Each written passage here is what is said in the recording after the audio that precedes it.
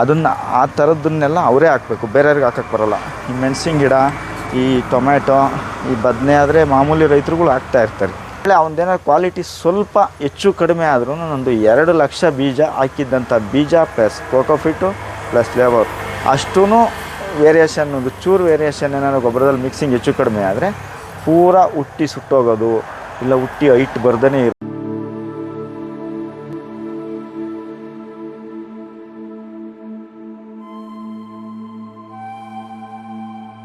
Tomato ಎಲ್ಲ ಬೆಳಿತೀನಿ, ಜೊತೆಗೆ ಒಂದೇ ಇದ್ರ ಮೇಲೆ ಡಿಪೆಂಡ್ ಆಗಿರಬಾರ್ದು ಅನ್ನೋ ಒಂದು ಲೆಕ್ಕಕ್ಕೆ ಇದನ್ನು ಮಾಡ್ಕೊಂಡಿದ್ದೀನಿ ಪಾಪ. ಇದು ಫರ್ಟಿಲೈಸರ್ ಟ್ಯಾಂಕ್ ಅಂತ, ಅಂದರೆ ಗೊಬ್ಬರ ಬಿಡೋಕ್ಕೆ ಅಂತಲೇ ಇದನ್ನು ರೆಡಿ ಇರುತ್ತೆ. ನಂದು ಈಗ ಒಂದು 10,000 ನೀರು ಹೋಗ್ತಾಯಿತ್ತು ಅಂದ್ಕೊಳ್ರಿ. ಇದರೊಳಗೆ ಎಷ್ಟು ಕೆ ಜಿ, ಒಂದು 10 ಕೆ ಜಿ ಗೊಬ್ಬರ ತುಂಬ್ತೀವಿ. ನೀರು ತುಂಬ ಕಡಿಮೆ ಆಗ್ಬಿಟ್ಟು ಫಸ್ಟ್ ಟೈಮ್ 16 ವರ್ಷದಲ್ಲಿ ಅದು ನೋಡೋಕ್ಕೆ ಎಲ್ಲೂ ಸಿಗ್ತಿರಲಿಲ್ಲ. ಇವು ಎಲ್ಲೋ ದುರ್ಗ ಸೈಡ್ ಎಲ್ಲೋ ಹೋಗಿ ಮಾಡೋದು ಹೆಂಗೆ ಅಂತ ನೋಡ್ಕೊಂಬಂದಿದ್ದು.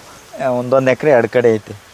ಇದು ಏನು ರೇಟ್ ಬರೋ ಟೈಮಿಗೆ ಕರೆಕ್ಟಾಗಿ ಬೆಳಿತಿರಲ್ಲ, ಅಥವಾ ನೀವು ಬೆಳೆಯೋ ಟೈಮಿಗೆ ರೇಟ್ ಬರುತ್ತಾ ಸರ್? ಇಲ್ಲ, ಅದನ್ನ ಹೇಳ್ತೀನಿ ಕೇಳ್ರಿ. ಏನಂದರೆ ಇಲ್ಲಿ ಸರ್ ಇಲ್ಲೊಂದು ಮೇಲ್ಗಡೆ ಇಲ್ಲೊಂದು ರೂಮ್ ಇದೆ.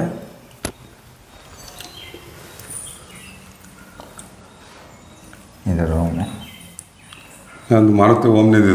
ಹಾಂ, ಓಮ್ನಿ ಸರ್. ನಂದಲ್ಲಿ ಎಲ್ಲ ಕಡೆ ಓಡಾಡೋದು, ತೋಟಗಳು ಎಲ್ಲ ಕಡೆನೂ ಇದು ಮಾಡೋದು ಇದೇ ಡಿಸ್ಕವರು. ಇದ್ರ ನಂತರ ಎಲ್ಲ ತಾಂಡಿದ್ದು ಬುಲೆಟು ಕಾರು ಎಲ್ಲ ಕೊಡ್ಸಿರೋದೇ ಈ ಗಾಡಿ. ನಮ್ಮ ಮಂಡಿನಲ್ಲಿ ಯಾವ ಥರ CMR ಮಂಡಿಗೆ ಬಿಡ್ತಿದ್ದೆ, ಯಾವ ಥರ ಕೂಗೋರು ಅಂದರು.